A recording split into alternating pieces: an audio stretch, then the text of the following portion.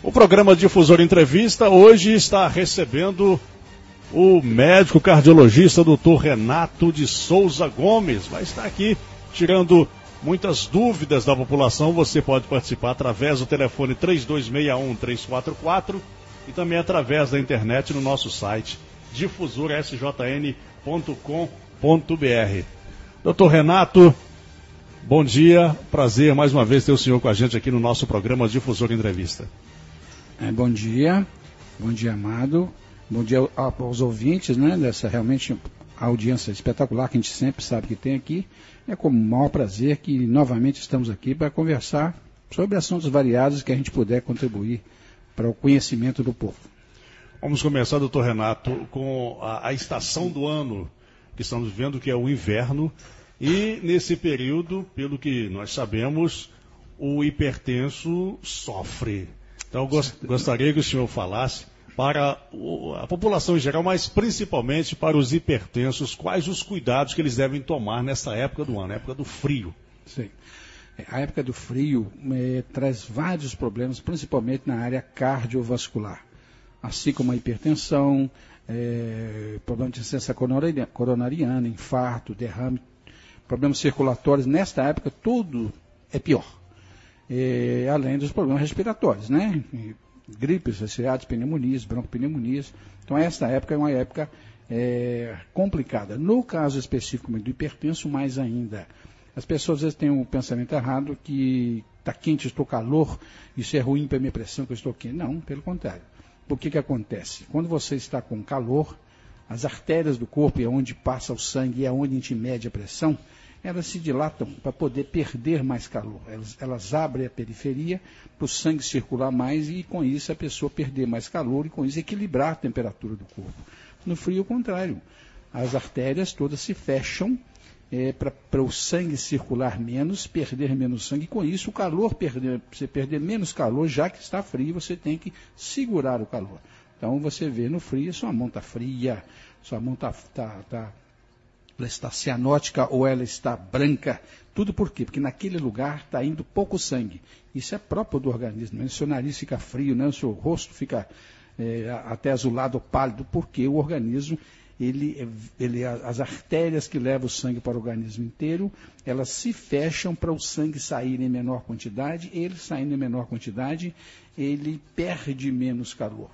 E com isso traz algumas outras consequências. Quando você tem um lugar, onde um vaso que a gente chama, onde passa o sangue, você passa a apertar, a pressão da pessoa aumenta. Se você tem uma pressão, como é que a pressão funciona no organismo nosso?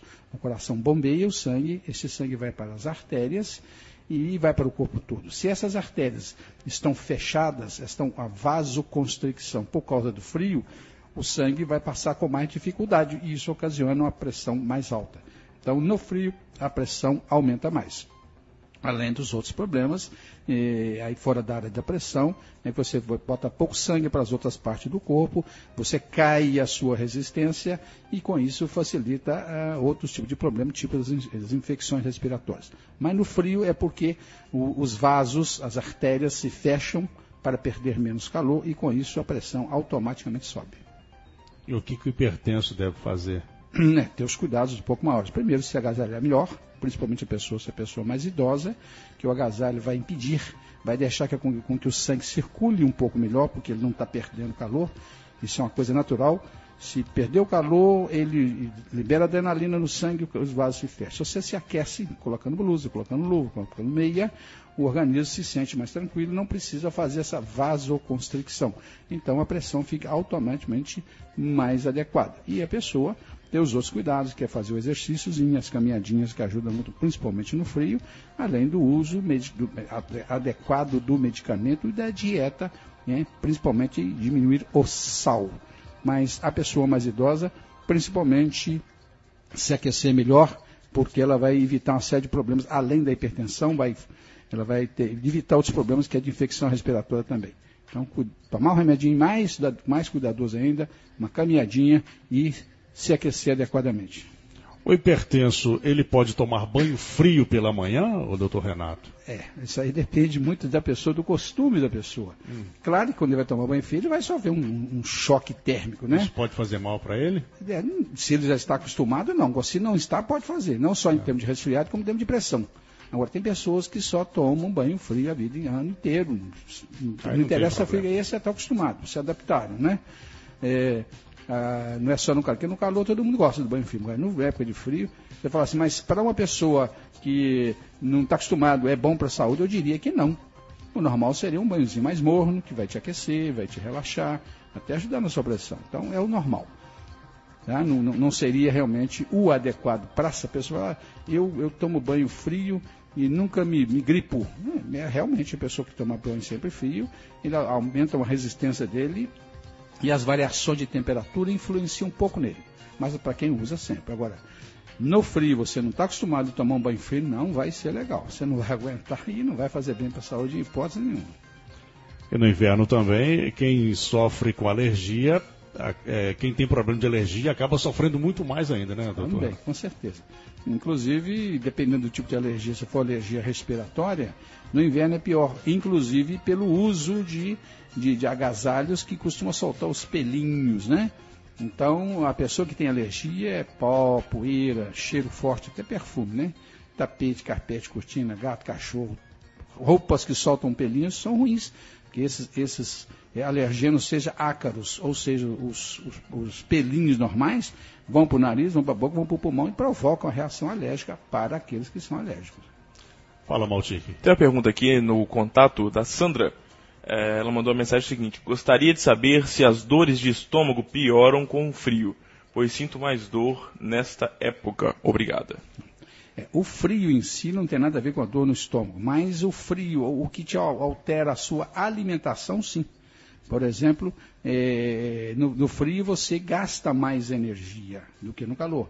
Você precisa de mais comida no frio do que no calor, porque você gasta mais energia. E se você, por exemplo, não tiver uma alimentação mais adequada, né, comer essas coisinhas de cheeseburger, hambúrguer, que não são coisas adequadas para a saúde, não são melhores, a pessoa acaba tendo necessidade de comer mais. E se ele está fazendo o regime e não come mais, fica um ponto sem alimentação, que é aquilo que te dá a sensação de fome, ou às vezes a sensação de dor no estômago mesmo, por falta da comida que o frio te exige mais. Ou também pela dificuldade que a pessoa tem de alimentar adequadamente. Então, o frio em si não faz, mas as consequências dele, que é aumentar a fome, fazer com que a pessoa queira se alimentar mais, e se a pessoa não se alimenta adequadamente, consequentemente vai ter a sensação de ter mais fome, ou porque está com fome mesmo pelo frio, ou porque a comida irritou o estômago. Né? Isso aí. Maltic, mais pergunta? Mais uma pergunta antes do comercial, da ouvinte Lúcia, acabou de ligar. Ela está perguntando para o doutor Renato se é normal, quando ela briga, quando ela fica nervosa, estressada, aparecem várias manchas roxas no corpo dela. Se isso é normal. É normal do problema emocional, né? Embora quando você vai brigar, você está nervoso, você libera muita adrenalina no sangue, aumenta a frequência cardíaca, e daí que a pessoa tem pressão alta, a pessoa sente dor de cabeça, uma série de coisas, mas o fator emocional em si já costuma provocar essas manchas roxas. Antigamente eles falavam, tem mancha roxa, está doente do coração. Não é bem isso, eles confundiam com a coisa roxa dos dedos, das mãos das pessoas que nasciam com doença no coração, as trilogias e tetralogia de Fallot, que é uma doença que a pessoa nasce com certos buracos, vamos chamar, dentro do coração, locais onde não podiam se comunicar, e a pessoa, quando chorava, ou quando fazia força, ou quando ficava nervosa, ficava roxa. Né? Isso é uma outra doença. Então, essas manchazinhas roxas que acontecem na pessoa de vez em quando, é realmente comum para as pessoas nervosas, ansiosas. Ou então, quando a pessoa usa aspirina ou outros antiagregantes plaquetários, onde esses vasos se arrebentam com mais facilidade, tem essas roxinhas. Mas a pessoa nova, que tem isso que ela está falando, deve ser a pessoa nova, tem tudo a ver com ansiedade. Tem intervalo comercial, Maltic? Vamos tomar mais um cafezinho, Santa Cecília, e já voltamos. Mas só lembrando aqui que a Júlia está mandando um beijo, um abraço para o Luciano, o marido dela, que é o Luciano Tourão, né? Está fazendo aniversário hoje, Maltic? Presidente dos Tourões. Pois é, felicidades aí para o Luciano, está sempre ouvindo nosso programa. Abração, Luciano. Pois é, e a Júlia mandando um beijo e um abraço muito carinhoso para ele. Hoje o programa Difusora Entrevista está recebendo o Dr. Renato de Souza Gomes, médico cardiologista, e você pode continuar participando aqui, tirando suas dúvidas. Dr. Renato, o inverno, tempo frio, ele aumenta a ansiedade? É natural que isso aconteça? Não especificamente. Depende muito das pessoas onde elas vivem, né? As pessoas que vivem em região mais fria, aquilo ali para ele é uma coisa normal e natural. Para as pessoas que vivem na região mais quente, não deixa de ser um estresse, né? Você sentir frio é um estresse. Você tem que vestir roupa, você muda o horário de levantar, o horário de deitar. Mas, de uma maneira geral, a pessoa já se prepara o ano inteiro para aquela região. Quando existe uma alteração muito grande de temperatura, sim. Digamos que São João viesse um dia nevar, é um estresse que a pessoa não está acostumada, não está entendendo por quê, nem vai saber como se comportar e o que fazer. Mas nos locais que são mais frios, você vai em Campos do Jordão, nevar é uma farra, não é um estresse, é uma farra, porque já está acostumado com a região, já sabe que de vez ou outra neva, então lá é interessante, é importante até para o turismo, para tudo, para as pessoas, que se neve, inclusive para a própria cultura e agricultura do local. Então, não diria que é um estresse, não. É uma mudança de temperatura, assim como tem o verão. Então, eu vou ficar mais estressado no verão? Não. Não seria estresse, seria ansiedade. A pessoa fica ansiosa. Pois é, mas a ansiedade uma coisa leva a outra. A ansiedade é uma coisa quando uma coisa muito diferente, que não é normal, você está acostumado àquilo, né? Te faz ficar nervoso e estressado. Como você sabe que a partir do mês de maio, junho, é mais frio, você já se adapta. Claro que no dia que está um pouco mais frio do que o normal, te põe mais ansioso, né? Você fica sentindo mais frio, você não está querendo sair de casa, você está querendo mais uma caminha. Mas nada demais, porque a pessoa, repito, já está ao longo dos anos acostumado a ter as variações de temperatura de acordo com a época do ano. É um estresse ou ansiedade quase que normal. Isso aí não é o que vai interferir, por exemplo, na hipertensão, no problema cardiovascular. É mais a temperatura baixa mesmo e o que ela ocasiona no organismo. Altique? A ouvinte Fátima lá do Três Marias ligou. Ela falou que ela é muito alérgica e também é hipertensa. Qual seria o melhor horário para ela caminhar? Na parte da manhã ou na parte da tarde? A alergia, neste caso, não vai ter muita interferência nisso, não. Vai ser o ideal, realmente, o horário de temperatura, que sim. Normalmente, as pessoas, a caminhada na parte da manhã é muito bom, porque você acorda, né? Você começa a liberar as suas adrenalinas, começa a liberar as suas endorfinas, que é o que te faz feliz, etc e tal. Você começando amanhã, caminhando, você vai liberar as adrenalina, a endorfina, você vai preparar o seu corpo para o exercício do dia a dia. Então, isso, teoricamente, seria o melhor horário. No entanto, as pessoas, por exemplo, que têm problema coronariano, problema de angina, etc., é melhor a caminhada na parte da tarde. Por quê? Porque na parte da manhã, por pouco que ele ande, ele já está preparando o organismo, já está aquecendo o organismo, aí ele aguenta caminhar mais e é melhor para ele. Então, tanto pela manhã como à tarde, fora do sol, fora de morro de preferência, são os horários adequados. E é claro que a quantidade de vezes por semana em torno de pelo menos 4 vezes, e o tempo de caminhada é muito individual. A pessoa tem que ser orientada pelo seu médico, a pessoa idosa é uma coisa, a pessoa nova é outra. Agora, em termos de alergia, não vejo muita diferença nisso não. Talvez um pouco mais na parte da manhã, que se estiver um pouco mais frio, a pessoa tem essas vasoconstricções do nariz e tal, ela vai sentir um pouco mais. Mas à tarde também está frio. Então, a temperatura o horário, a temperatura que é importante para você avaliar isso. Mas não nada das duas coisas vão influenciar importantemente na sua alergia, não. Vamos falar também de diabetes, né? Muitas pessoas ouvindo a gente, e eu gostaria que o senhor falasse, doutor Renato, o que faz a pessoa contrair a diabetes? Na diabetes nós temos 3 tipos, que a gente resume, na verdade, em 2 tipos de diabetes. O diabetes, como vocês sabem, é o aumento do percentual, aumento do açúcar no sangue. O açúcar normalmente nosso, nas medidas normais nossas, é de 70 a 110 microgramas por decilitro, é o valor normal. Você tem o diabetes que a criança já nasce com ela, ou adquire muito novinho, é o diabetes infanto-juvenil. que também podemos chamar de diabetes insulino-dependente. São crianças que já nascem com a deficiência do diabetes, ou a ausência do diabetes, ou a insulina dela não funciona, ou não tem, ou tem muito pouco. E isso pode nascer com isso, e a maior parte, na verdade, acontece que o organismo da gente se autoagride e destrói as células de Langerhans, que produzem a insulina dentro do pâncreas. Mas então existe o diabetes tipo 1, que a gente chama, ou diabetes insulino-dependente, é aquele diabetes que precisa tomar insulina, porque o pâncreas dele ou não produz nada, ou produz muito pouco, ou produz uma insulina que existe uma resistência muito grande a ela, o fato que ela não funciona. E neste caso você tem que dar a insulina, tem que dar insulina subcutânea na pessoa. Existe o diabético mais comum, que é o diabetes tipo 2, que aparece depois de certa idade, 35, 40, 45 anos, que é um diabetes mais brando, onde você normalmente controla ele através da dieta, do exercício e de uso de medicamentos por via oral. É o tipo 2. Tá? Então, o tipo 1 é o insulino dependente, o tipo 2 é o não insulino dependente, é o mais comum para o idoso. Tá certo? E a maneira de diagnosticar é a mesma, através do exame de sangue, e agora o tratamento é bem diferenciado. Todos eles dependem de dieta, todos eles dependem de um pouquinho de exercício, todos eles dependem de algum tipo de medicamento. Ou a insulina e mais medicamentos orais, ou só medicamentos orais.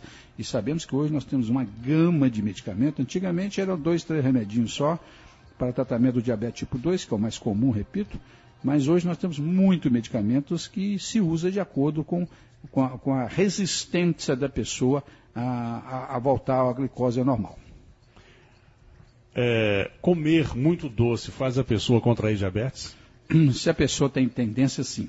Se a pessoa não tem DNA, ou seja, a pessoa não tem ninguém na família anterior que tenha diabetes, e a pessoa tem um corpo normal, não muito obeso, com obesidade traz diabetes. Ele não tem tendência, volto a afirmar, você dosa a glicemia dele, inclusive dosa também a quantidade de insulina no sangue, não tem problema, ele pode comer doce o que quiser, vai engordá-lo, mas não vai transformá-lo em diabetes. Agora, a pessoa que tem uma tendência para o diabetes, o comer doce vai fazer ficar diabético. O fato de engordar muito vai aumentar a resistência à insulina, vai fazer a pessoa ter diabetes também. Daí são uma série de fatores, certos tipos de medicamentos e tal. Mas o fato só de comer doce, para aquele que não tem tendência, não vai fazer ele ficar diabético. Quais são os problemas que a diabetes provoca no ser humano? O diabetes é uma doença terrível. É uma doença que te come sem você ver. Você muitas vezes tem diabetes sem saber, sem ter muitos sintomas, e vai tendo problema gradativamente. Então, o diabetes afeta principalmente o coração, entupindo as coronárias, uma carótida entupindo as artérias que vão para o cérebro, nos rins, que é um grande problema, destruindo os rins, passa a te ficar com insuficiência renal, e posteriormente você tem que fazer hemodiálise ou transplante, a circulação de uma maneira geral nas pernas, para todo lado, te provoca problema no olho, né, tipo, botando cego pela patologia proliferativa provocada pelo diabetes, bota cego, e além dessas outras complicações na área da neurológica, principalmente do sistema nervoso periférico. O diabetes faz em você, igual quando você tem um fio de telefone que tem uma capa, né, bainha de mielina. O diabetes destrói essa capa e fica o nervo, que é a parte interna, encostando o nervo com o nervo, e a pessoa começa a ter dormência, dores, e muitas das vezes você perde totalmente a sensibilidade. Por isso que é muito comum, às vezes, você até perder um dedo, um pé, porque você perde a sensibilidade, machuca, não vê? E a pessoa não sente nada. Não sente nada porque não está sentindo dor, ele não tem mais a parte sensitiva neurológica, né? Embora a maior parte que você perde a pé aí, mas é um problema circulatório. Você para de circulação, você necrosa o pé e tem que amputar, né? Então, o diabetes é uma doençazinha danada. Olha, para a vista, para os rins, para o coração, para a circulação, para a função sexual é terrível. O diabetes provoca uma neuropatia generalizada, a pessoa tem uma disfunção sexual importante, é uma doençazinha danada. Então, é uma doença que a gente, às vezes, não tem como evitar, mas muitas das vezes pode. Através de quê? Evitar de ficar muito gordo, não deixar de fazer exercício físico, e se você tem tendência familiar, estar de olho na sua glicose, né? E alguns medicamentos, quando é o caso, mas deve ser evitado. Repito, às vezes a pessoa aparentemente não ia ter diabetes, mas é o fato de estar gordo, e nesse caso a pessoa adquire uma resistência à ação da insulina, e só pelo fato de estar gordo, vira diabético. É muito comum, você faz uma cirurgia de obesidade, né, bariátrica, ou a pessoa emagrece, cura a glicose, porque a glicose estava sendo secundária à obesidade. Agora é uma doença terrível que tem que ser olhada. Com relação à cicatrização de feridas, prejudica também, né? Aí o pessoal confunde um pouco, e fala assim, não, mas primeiro, muitos usam açúcar para cicatrizar. Eu falei, diabo, e como é que o diabético é pior para cicatrizar? Na verdade, o diabético é pior quando o diabético já está na fase mais avançada, onde a circulação ali está ruim. Então, onde não vai sangue, a cicatrização é difícil, além de ali também já ter uma neuropatia periférica. Então, o diabetes na fase inicial, não tem problema nenhum de cicatrização, nada. Mas, quando ele já começa a ter os seus efeitos secundários na circulação e nos nervos periféricos, aí sim vai faltar sangue, vai faltar sensibilidade, aí a pessoa tem dificuldade de cicatrizar sim.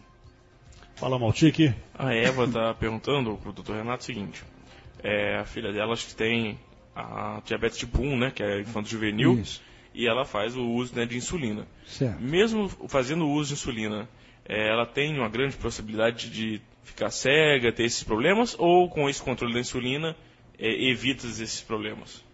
Ela cuidando direitinho, ela vai ter grande chance de viver muitos e muitos anos sem problema. É claro que é uma pessoa que tem mais chance de desenvolver um dos problemas decorrentes do diabetes, inclusive o problema de vista, né? Mas ela que tem que ser feita. É um diabetes chato de se controlar, que você vai dosar uma glicemia capilar, a criança está com 40, se é dosa daí a 2 horas está com 400, é uma variação brusca, terrível, é próprio do diabetes tipo 1, mas hoje nós temos, né, vários tipos de insulina, hoje nós mudamos a maneira de dar, a gente dá mais de uma vez por dia, dosa a glicemia antes de dar a insulina, inclusive para não provocar a hipoglicemia. E a pessoa que faz isso, faz a dieta adequada, faz um exercício, não, ela vai controlar isso e vai viver anos e anos e anos sem problemas, inclusive na vista. É um pouco maior de chance?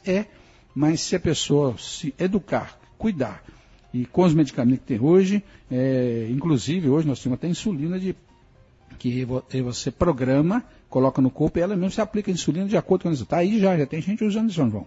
Então está na nossa porta já. A bombinha de insulina, né? A pessoa coloca uma bombinha e a insulina é injetada na pessoa de acordo com que o sangue, o aparelho dosa com a necessidade. É um futuro disso aí, né? O futuro mesmo é célula-tronco e trocar o pâncreas. Também não está tão longe já. Hoje você já troca o pâncreas quando a pessoa tem o diabetes, principalmente tipo 1, que já desenvolveu o problema renal também.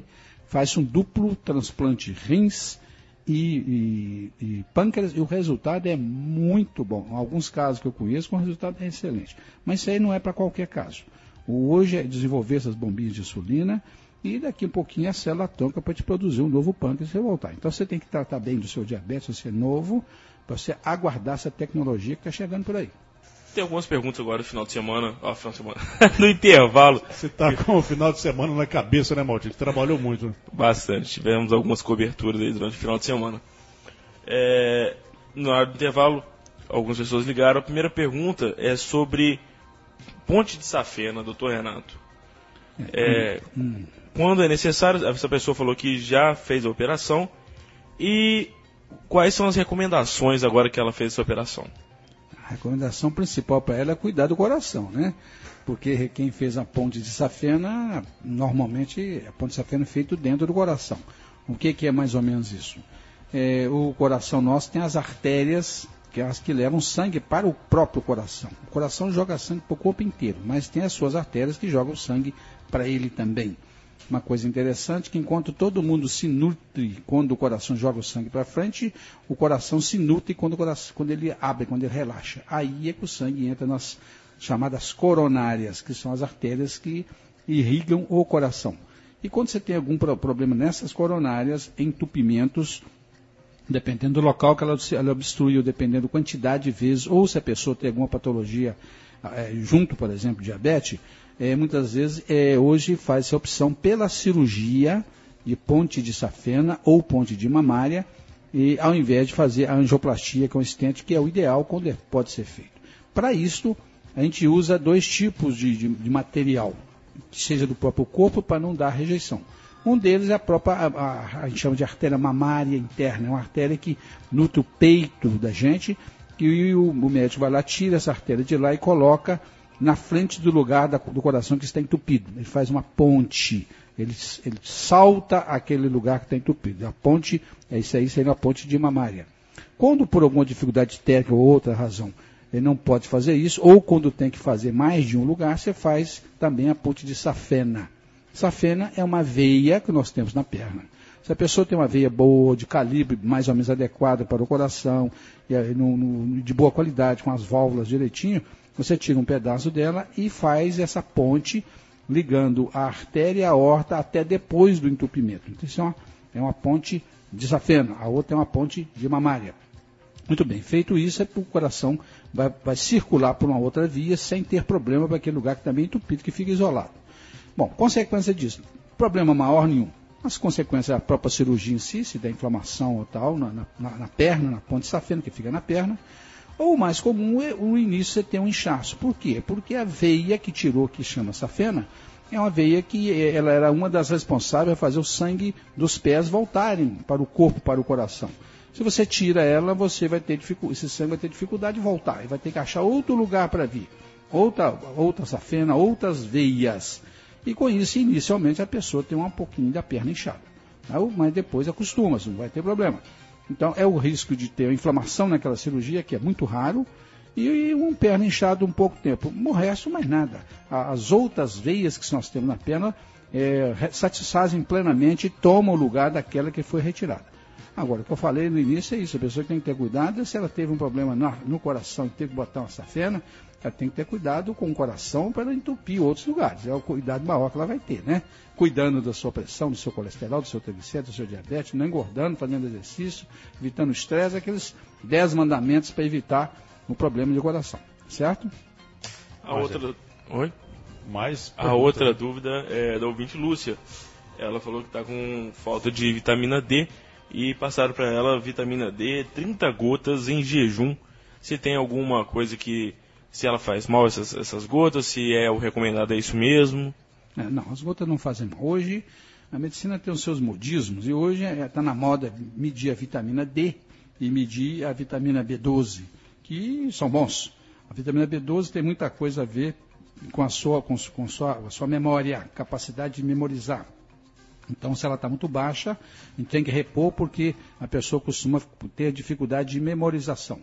Já a vitamina D tem tudo a ver com a calcificação óssea, né? Então, se a vitamina D está baixa, você pode vir a ter osteopenia e osteoporose, que são mais comuns, mais frequentes na mulher, mas pode dar no homem também. Não é ela só específica, né? Depende também da pessoa ter uma alimentação adequada, da pessoa fazer exercício, tudo isso pegar um sol, tudo isso influencia na vitamina D. Mas quando ela está abaixo de 30, ela precisa ser reposta. E a reposição é através de gotas ou comprimidos que tem a vitamina D. Agora, a dosagem que ela está tomando aí, que eu acho meio exagerado. A gente usa de 1 a 5, no máximo 10 gotas, faça um teste por 60 a 90 dias e torna a dosar. Então, 30 gotas a gente acha um pouco exagerado. Não vai fazer mal não, mas vai ser julgado furado. Então, você deveria usar a vitamina durante pelo menos 60 a 90 dias, uma média de 5, 7 gotas por aí, a média. E, além disso, procurar fazer umas caminhadinhas, tomando um solzinho pela manhã. E dosar para depois ver como é que fica para evitar a osteoporose.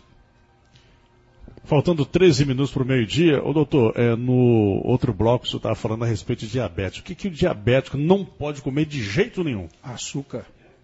O diabetes não pode comer de jeito nenhum açúcar. Se ele comer açúcar, não tem remédio nenhum que vai controlar. Vai tomar café com açúcar, vai comer seu doce, tudo que tem açúcar no meio, vai comer bolo com açúcar, não tem jeito. Então, o diabetes que a gente proíbe 100% é o açúcar.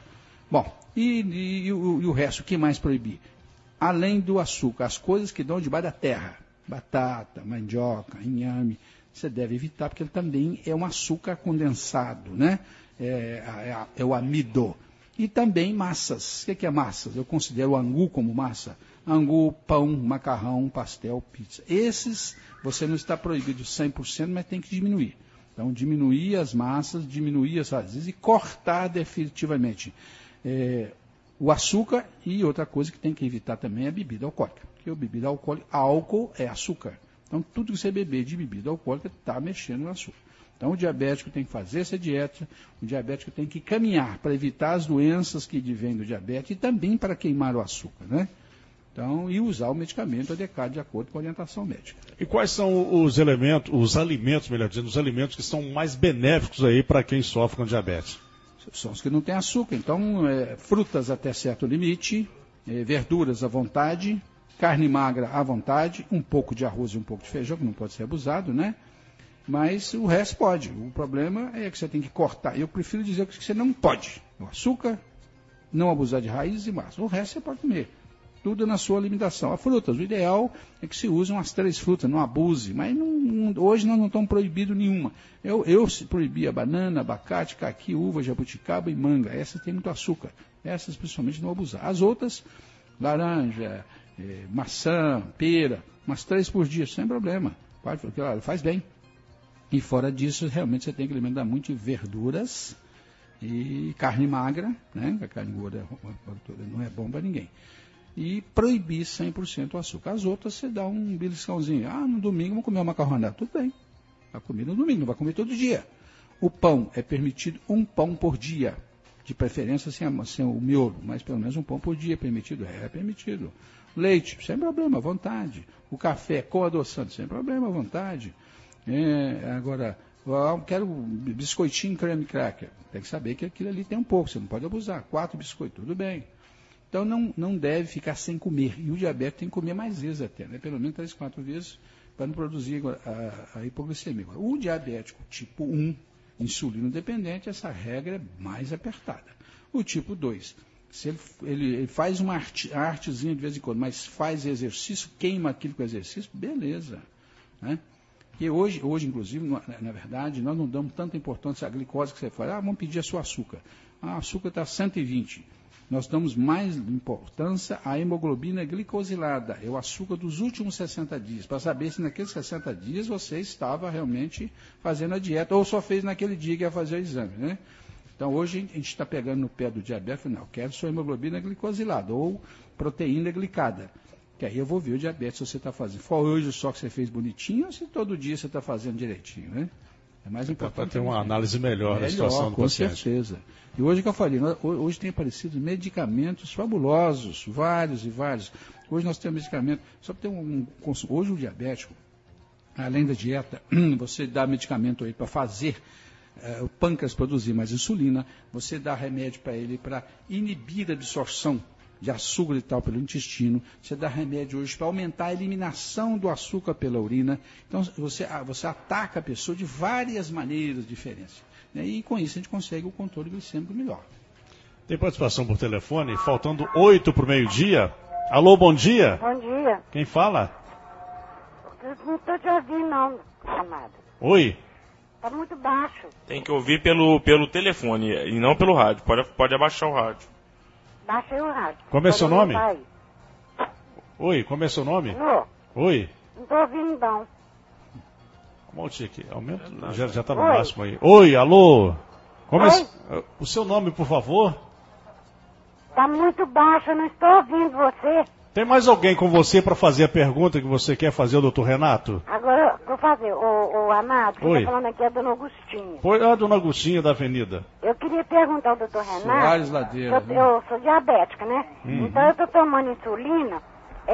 A médica passou para mim 48 unidades de noite, de manhã e 16 à noite. Então, aí agora está me dando hipoglicemia. Tem noite que eu acordo de noite banhadinha de suor. Aí eu olho meu açúcar, tá 50. Aí tem dia que eu passo mal antes do almoço, a minha vista escurece, parece que tem umas bolas de fogo assim na minha vista. Aí eu olho o açúcar, tá 50, tá 60. Aí eu tenho que comer um açúcar, vou comer uma bala, um doce qualquer para poder melhorar. Levanta lá o rádio, que eu não estou ouvindo aqui nada, Sônia. Estamos ouvindo. Pode continuar, dona Agostinha.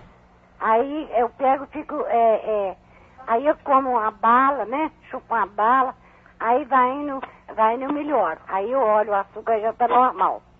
O que o doutor Renato me disse sobre isso? A senhora pode ouvir no rádio que ele vai conversar com a senhora. Obrigado pela participação e bom dia. Tá bom, bom dia, mãe. Bom dia. Bom dia. Tá, eu conheço a senhora muito bem, né? Então sei dos seus problemas. E o que acontece é que o diabetes, igual da senhora, que já foi tipo 2, hoje se transformou em tipo 1, que houve uma progressão do seu diabetes, você realmente não consegue controlar o seu açúcar sem a insulina. E aí, quem usa insulina tem esse tipo de problema. Tem hora você usando a mesma quantidade de insulina, aparentemente a mesma quantidade de alimentação, a glicose pode subir demais ou abaixar demais. No seu caso, se está dando muita hipoglicemia, precisa de ser reajustado essa dosagem da insulina. Aí a endocrinologista, ou eu mesmo poderia fazer para a senhora, diminuir, se o problema está acontecendo mais à noite, nós temos que diminuir a insulina da noite. Se estiver acontecendo de mais de dia, diminuir de dia. Ou se for nos dois casos, diminuir os dois casos. Porque é o seguinte, se a pessoa bobear, a hipoglicemia mata mais do que a hiperglicemia. Se só entrar em hipoglicemia de noite dormindo, entra em coma e morre sem ver. Então a gente tem que controlar isso melhor. No caso da senhora, nós temos que diminuir. Ou a senhora vai ver com a sua endocrinologista, ou me procurar, que eu já te conheço bem. A gente diminui a dosagem para fazer um teste. Agora, avisando para a senhora que a diabetes da senhora é enjoado mesmo. Ele sobe sem mais nem menos e abaixa sem mais nem menos. Não existe como de fazer um controle assim, muito rigoroso. Essas bombinhas que estão vindo para aí, a intenção é exatamente fazer isso, injetar devagarinho, como se fosse um próprio organismo, aí vai controlar isso. Mas por enquanto não. No caso da senhora, nós teríamos que diminuir um pouquinho, mesmo que a glicose fique um pouquinho mais alta, mas não pode ficar dando essas hipoglicemia que faz mal para a senhora. É só mandar, só ir lá ou só animar lá no consultório, eu resolvo isso para a senhora, com uma receitinha, só diminuir a dosagem. Tem mais participação, faltando 5 para o meio-dia. Alô, bom dia. Bom dia. Quem fala? Amado, bom dia ao Israel e ao doutor Renato. Bom dia. Maria de Fátima. Pois não, Fátima. Pode ficar à vontade. Eu quero perguntar para o doutor Renato, que ele estava citando aí dentro do assunto, a respeito da vitamina B12. A pessoa utilizar ela que é bom. Às vezes a falta dela causa dificuldade de memorizar as coisas. Isso. Porém, minha mãe é diabética e ela faz o uso contínuo que o médico dela passou direto. Se tem problema ou não? Absolutamente, problema nenhum. O correto é de vez em quando dar uma dosadazinha, porque se ela tiver com níveis muito altos, não está precisando dela, né? Sim. Mas não faria mal nenhum, porque o organismo que passou de um certo limite, ele joga fora. Ele elimina, mas não tem risco nenhum, perigo nenhum dela tomar além do normal, além do necessário, não tem problema nenhum. Ela não tem contraindicação nenhuma para você, nem ela, nem a própria vitamina D. Mas a B12, que no caso, que realmente é o que influencia muito na memória, mesmo que esteja sendo um pouquinho a mais do que o normal, não tem problema nenhum. O excesso dela não vai causar transtorno nenhum, embora eu aconselho de vez em quando dosar, e se tiver alto, bem acima do normal, não precisa dar para um certo tempo, e se for preciso, depois dá de novo. Mas não tem problema não, tem risco nenhum. Sim. Só uma outra perguntinha que eu quero fazer para o senhor. A partir de que idade que nós devemos, em primeiro lugar, medir? Qualquer pessoa pode começar a utilizar esse complemento vitamínico. A vitamina B12? Sim. Isso, ela não existe uma idade bem fixa, depende muito da pessoa. Mas eu diria para você, a partir dos 35 anos por aí, deveria ter o cuidado de fazer uma dosagem pelo menos anual, se ela tem a vitamina B12 normal. Porque a gente, no meu caso, assim, por eu ser cabeleireira, a gente participa muito de congresso e vários médicos participam, sendo descaso do senhor, que a gente tem a oportunidade de ouvir e perguntar também, né? Certo. Porque eles falam que, pelo menos eu ouvi várias vezes, que a gente deve tomar fazer o uso de 1 grama ao dia. Então não tem problema nenhum. Problema absolutamente nenhum. Muito obrigada e tenha uma ótima tarde, tá? Para todos vocês. Fátima, obrigado pela participação e pela audiência.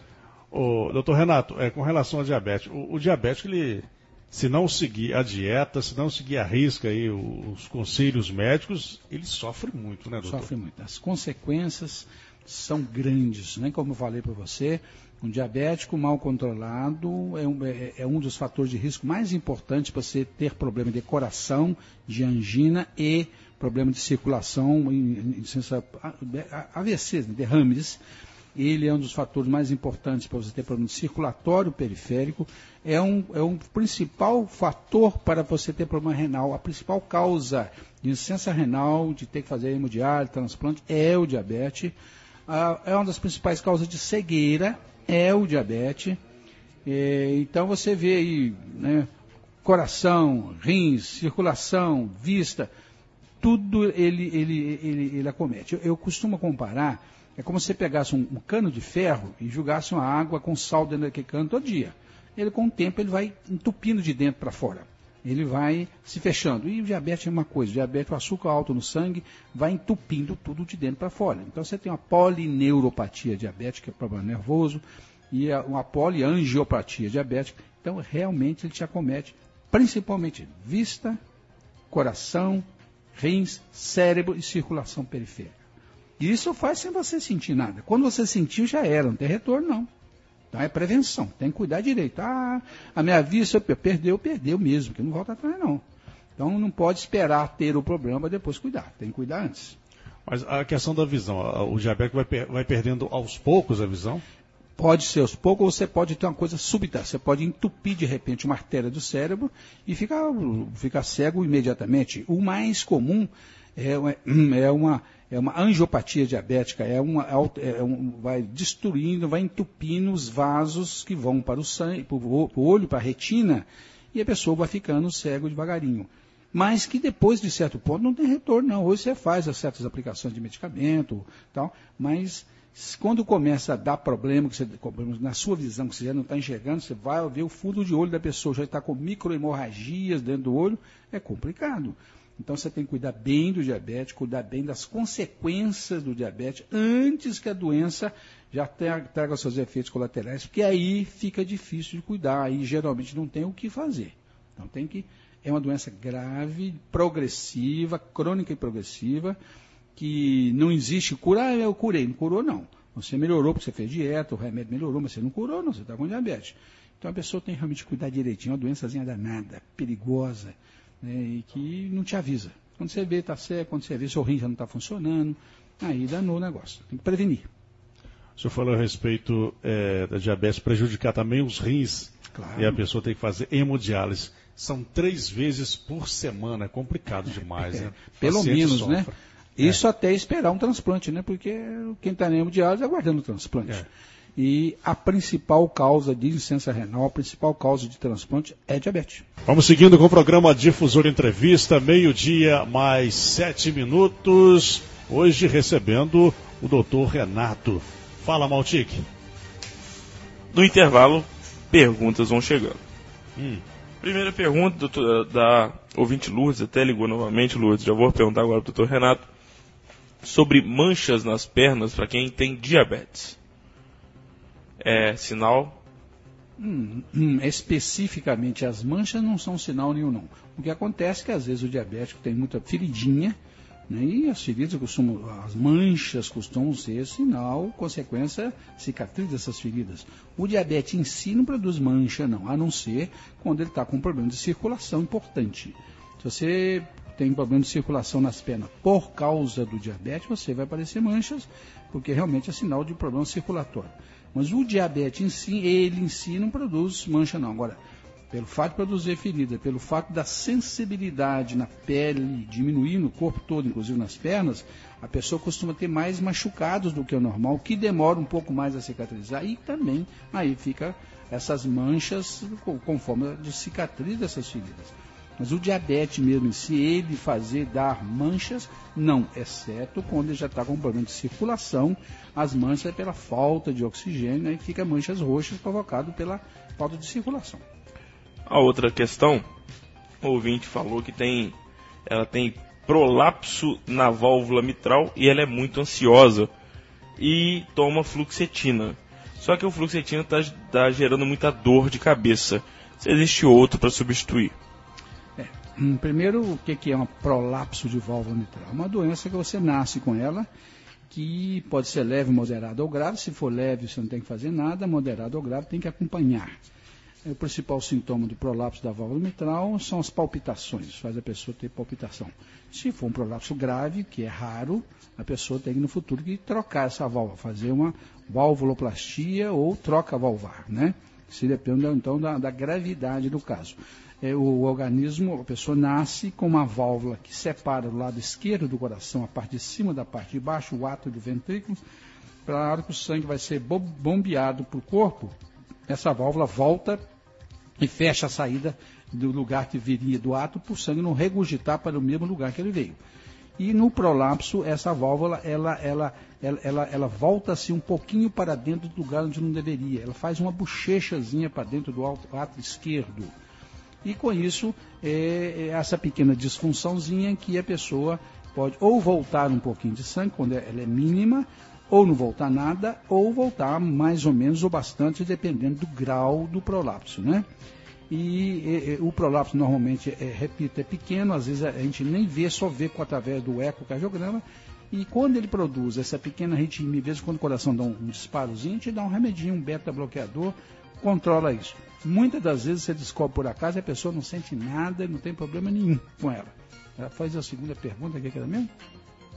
Ela foi explicar porque ela toma fluoxetina, ela é muito ansiosa, toma fluoxetina e o fluoxetina está gerando dor de cabeça. Entendi. Primeiro, o prolapso não faz ninguém ficar ansioso, né? A não ser que ele saiba e já é nervoso, fica preocupado com o coração. Não faz. Segundo, a fluoxetina é dada para a pessoa que tem depressão e ansiedade. E a pessoa que tem depressão e ansiedade tem mais facilidade de fazer o coraçãozinho dar uma disparada de vez em quando, às vezes não tem nada a ver com prolapso. Ou pode também ser com prolapso. Agora, a fluoxetina, para isso aí, não está indicada para o prolapso. Não está indicada, no caso dela, para a ansiedade e a depressão. Agora, a outra coisa que está achando esquisito é que a fluoxetina não é dar dor de cabeça em ninguém. A dor de cabeça normalmente é pela sua própria ansiedade, pela sua própria depressão e não pelo remédio. Mas hoje nós temos muitos medicamentos antidepressivos, ansiolíticos sem a fluoxetina excelentes, muitos, mais modernos, melhores até. É só procurar um bom médico de sua confiança e trocar, você está preocupado com ele. Agora, a fluoxetina não é que está te dando arritmia e nem é provavelmente que está te dando dor de cabeça, não. Talvez a fluoxetina não esteja agindo adequadamente em você e por isso que você continua ansiosa e você continua tendo dor de cabeça. Realmente, nesse caso, seria fazer uma troca de medicamento, que, repito, hoje nós temos 10 ou 15 aí, cada um melhores que o outro. É só um bom médico que vai saber receitar para você. 12:12, o segundo semestre está chegando, reserve uma vaga para o seu filho. Aulas particulares com a professora Sonimara, o telefone é 9908-4825 para alunos do 1º ao 9º ano. Rua São Bento 167, bairro Santa Terezinha, 9908-4825. Reserve a vaga. As aulas recomeçam na semana que vem. E aproveitar a oportunidade que a Escolinha da Professora Sonimara tem todas as matérias, incluindo língua inglesa e ensino de qualidade, ambiente familiar, tranquilo. A criança vai se sentir manso igual um ganso e ali aprender com qualidade. Muito bem, 9908-4825. Doutor Renato, remédios para emagrecer, doutor Renato. O senhor recomenda? O senhor receita? Por que olha para mim? Não, eu não olhei para você. Não, né? Você está na minha frente, Montinho. Está na minha visão, no meu raio de visão. Entendi. Não receito e contraindico todos, para todo mundo. Eu mesmo já receitei isso há alguns anos atrás, anorexia, um remédio para tirar apetite, associado a medicamentos que têm a função de hormônio tiroidiano, tipo um triac da vida, associado a alguma coisa de diurético, tranquilizante. Isso se você fizer, você vai emagrecer a pessoa, de uma maneira artificial, mas você vai emagrecer. O grande problema é que a pessoa emagrece e depois você para o tratamento, a pessoa vem, engorda, tudo de novo, né? E então hoje esses medicamentos são proibidos, o governo proibiu de se vender remédios, Mazindol, remédio para tirar o apetite. O único hoje que eles admitem é um medicamentozinho que na verdade tem uma ação mais antidepressiva do que tudo, mas que também nos Estados Unidos está proibido. Então eu não receito para ninguém, não aconselho ninguém remédio especificamente para emagrecer, remédio que queime gordura, remédio que haja na tireoide, remédio que te tire o apetite. O que a gente aconselha pode dar para a pessoa são ansiolíticos, tranquilizantes, antidepressivos. Porque tem pessoa que tem a chamada bulimia compulsiva. A pessoa come sem estar com vontade, belisca da hora, sem necessidade, porque ele é ansioso, é nervoso. Então, remédios para diminuir a sua ansiedade, diminuir a sua depressão, esses sim ajudam e não fazem mal. Tipo aquele que citou agora mesmo ali, a fluoxetina, a sertralina, tem vários. Esses sim. A gente costuma até associá-los a mais um tranquilizante, ou ele puro, e mais um mais importante, a orientação dietética, a quantidade, qualidade, o tipo de alimentação e a prática de exercício. Essa sim é a maneira de de você emagrecer. Com isso você consegue mudar a sua alimentação, reeducar a sua alimentação e fazendo bem para a saúde, que é o exercício e emagrecer. Agora, remédio para emagrecer, não existe nenhum que esteja aí para ser usado e não faça mal. Todos eles fazem mal, infelizmente. E para a pessoa fazer exercício também, para perder peso, é necessário que essa pessoa se alimente bem também. Alimente bem, necessário que se faça uma avaliação médica, né? Dependendo de certa idade, principalmente, para ver se você está podendo andar, caminhar, correr. Não é chegar lá e correr de qualquer maneira, não. É muito comum chegar no consultório, a pessoa estava correndo, chega lá com pressão a 20. Fala, rapaz, você está louco? Não, mas eu nunca senti nada. Não, eu não sente mesmo, não. Às vezes você vai sentir, faz um AVC. Então, não. Então, as pessoas, antes de ir, mesmo que sejam pessoas novas, adequada é um médico, um clínico geral, um cardiologista, uma olhadinha, ver a pressão, ver o que está tudo legal lá, vamos caminhar. Vamos fazer exercício que é bom para tudo, é bom para a cabeça, liberando suas endorfinas, é bom para tudo que você pensar, para pressão, não tem contraindicação nenhuma, exceto se a pessoa tem algum problema ortopédico.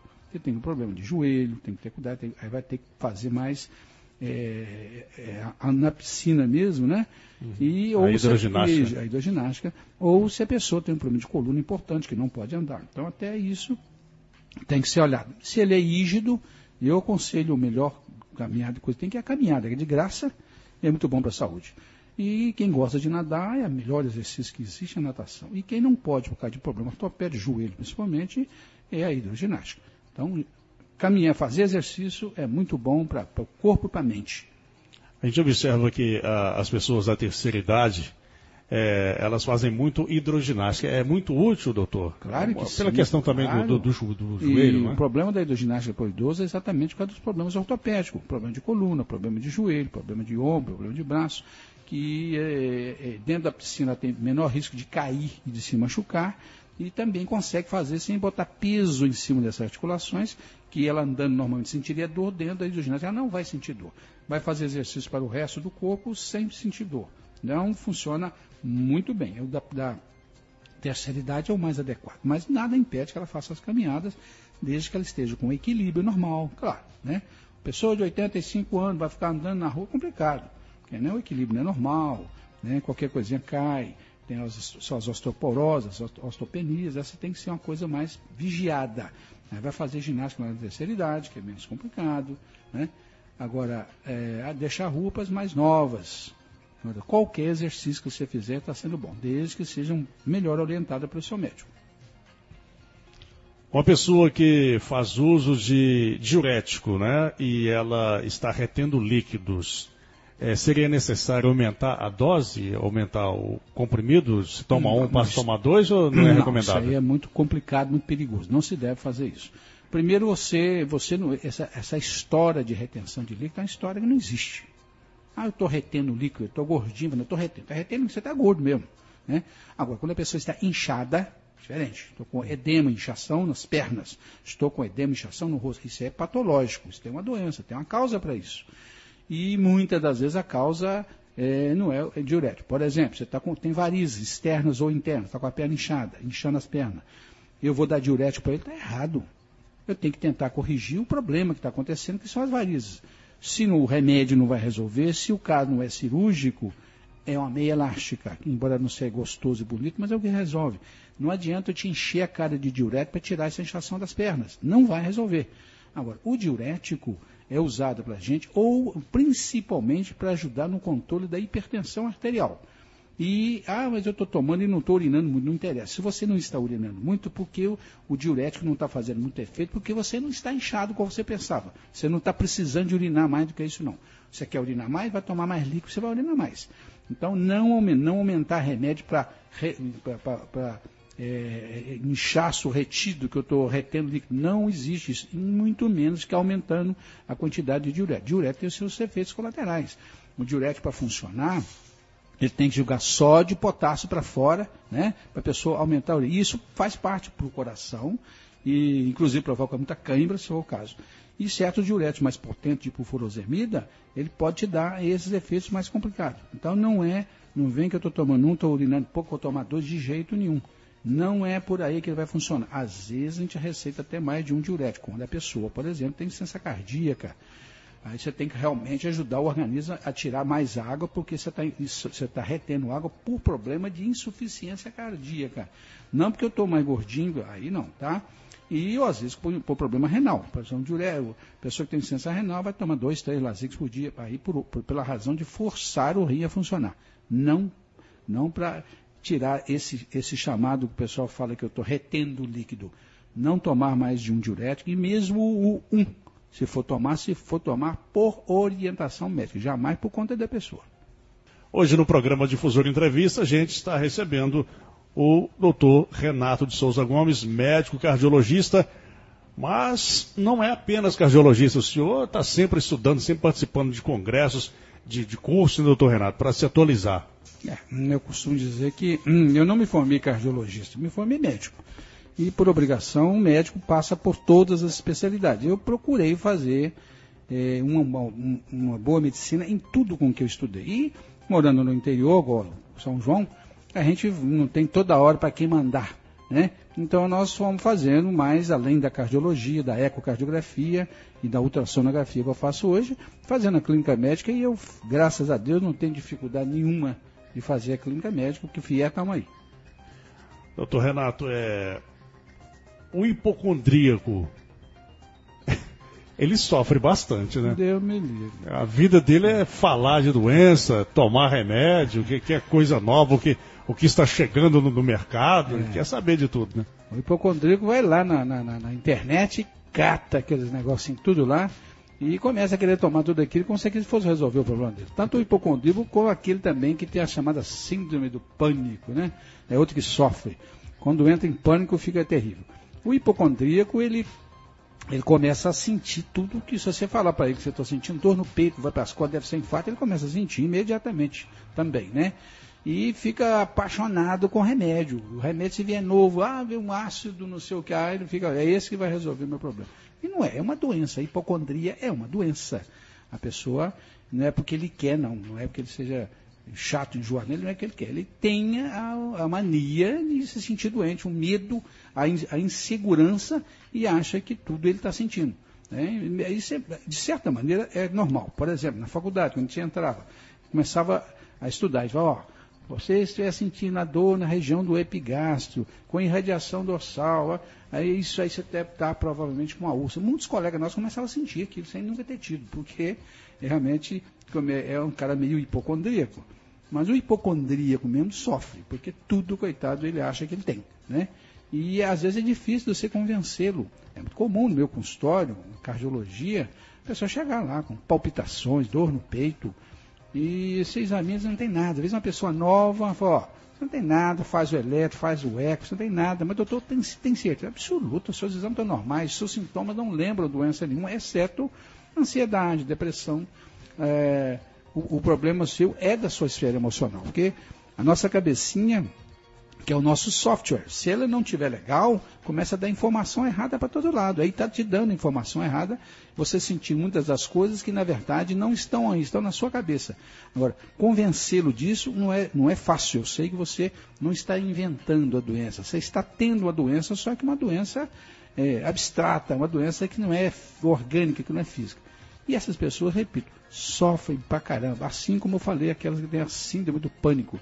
A pessoa que tem síndrome do pânico está bem, de repente ele acha que vai morrer e fica maluco, absurdo. E você põe uma clonazepamzinho 0,25 badalinha, a pessoa sara, tá vendo? É uma doença grave, sarou. Mas a pessoa não faz isso porque está inventando, não. é uma doença. Para quem não sabe, o que vem a ser síndrome do pânico? É muito comum hoje isso, é uma doença psiquiátrica onde a pessoa entra em pânico. Ela está bem, de repente ela está no meio da rua, começa a sentir falta de ar, e a respiração está curta, não dá volta, e eu vou ter tonteira, e o espaço está pequeno, não tem ar para mim, a pessoa entra em pânico sem razão nenhuma. É uma doença. E aí nós temos um medicamento que a gente faz na hora e a pessoa... Depois foi puta merda, mas eu realmente não tinha nada. Pois é. Mas de vez em quando a pessoa entra nesse pânico. E hoje nós temos um medicamento específico para isso e o resultado é muito bom. E é meio parecido com o hipocondríaco, só que o hipocondríaco é mais vezes. O pânico é menos vezes. Mas é psicológico, não é? Psicológico, emocional. Tudo emocional. Tudo sistema nervoso. E, como te disse, nós temos o nosso software, que é o nosso cérebro. Se ele não está legal, você começa a dar informações erradas, você começa a sentir uma série de coisas.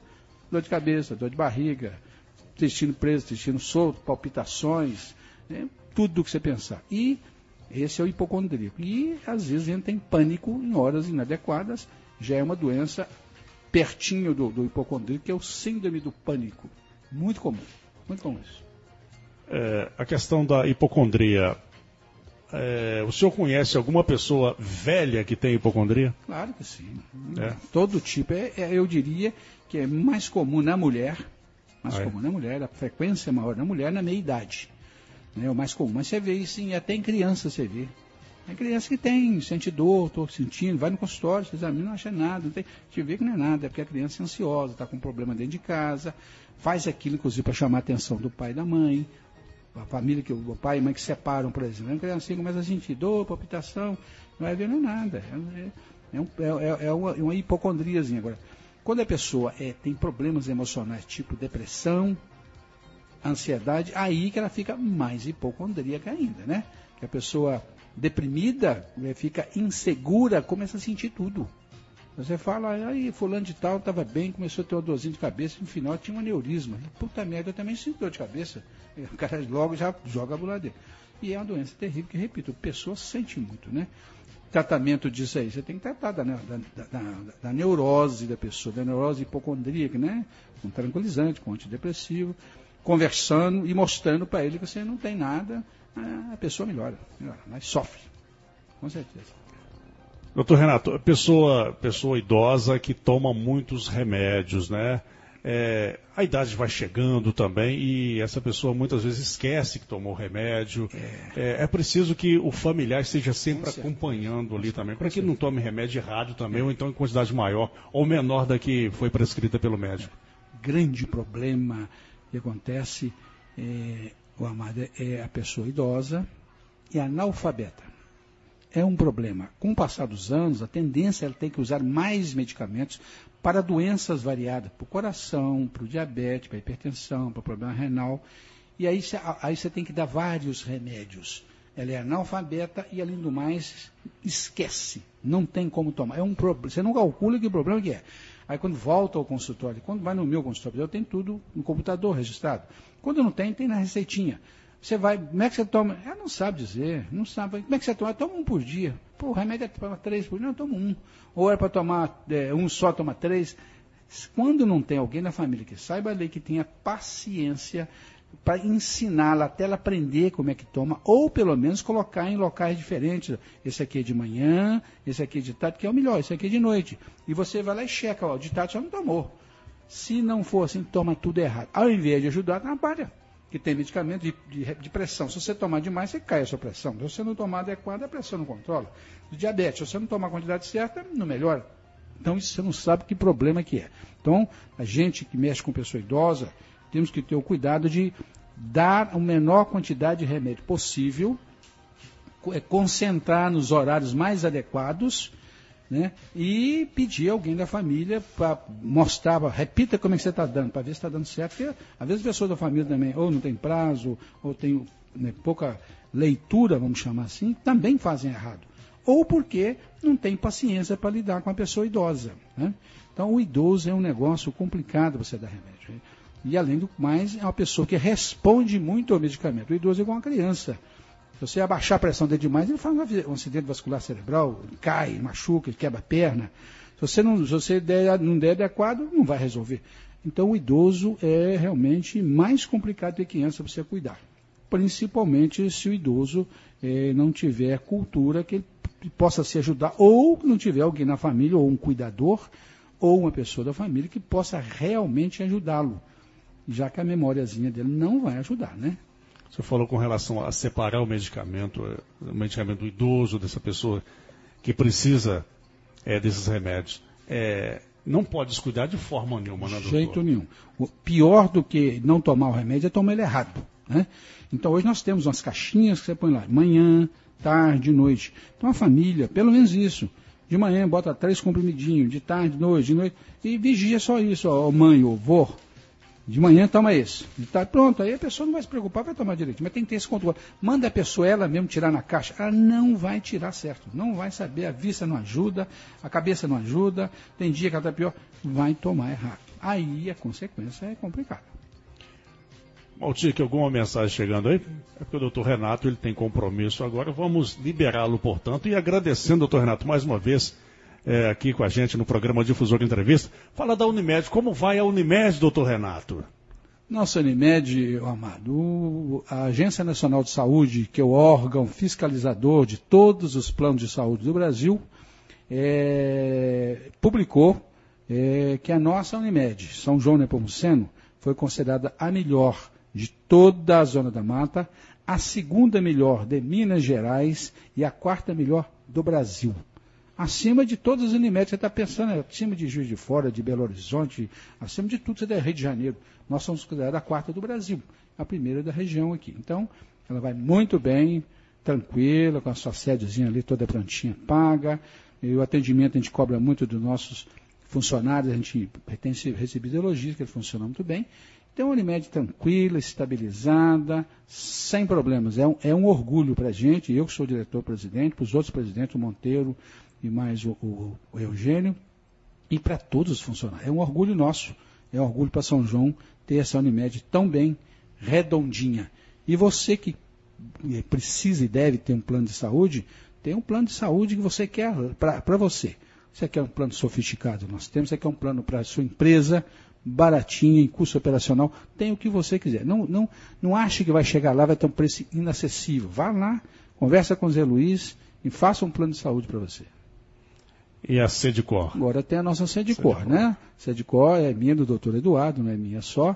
Nós temos lá a nossa ecocardiografia, nosso ultrassom de qualidade, todos os tipos de ultrassom. Nós temos o nosso Holter, que é para vigiar o seu coração. Temos o nosso mapa, que é para vigiar a sua pressão. Então, temos tudo isso lá, com convênios variados, funcionando o dia inteiro. E está à sua disposição na Rua Comendador Francisco Ferreira, 46. Para quem não sabe, é pertinho do Centro Cultural. Pertinho do Centro Cultural, pertinho da Prefeitura. Tá? Telefone 3261-1769. Só ligar lá, de preferência na parte da tarde, que a secretária Vani está à disposição, seja para exames, seja para consulta.